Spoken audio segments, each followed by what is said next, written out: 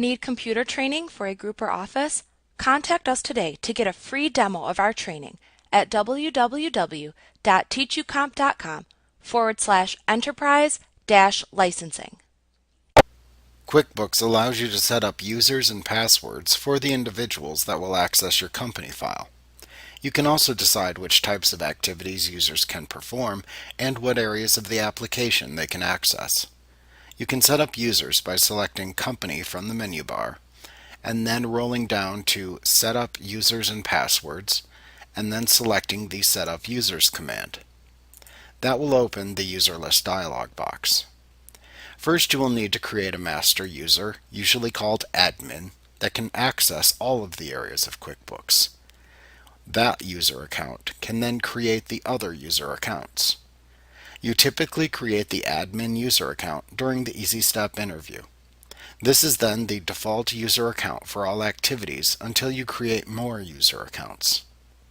After you are logged in as the admin user, you can click the Add User button in the user list dialog box that appears to create additional profiles and decide which areas of the application the other users that you create will have access to by using the wizard provided. Within the wizard provided, you specify the username and password. You can then click the Next button in each screen, answering questions posed.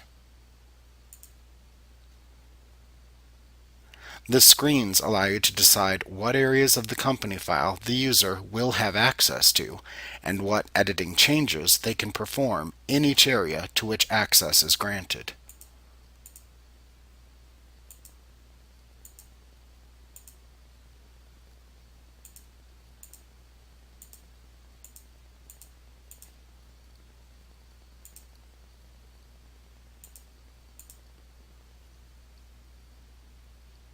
Now when you're finished, click the Finish button in the wizard to add the user account into the user list dialog box.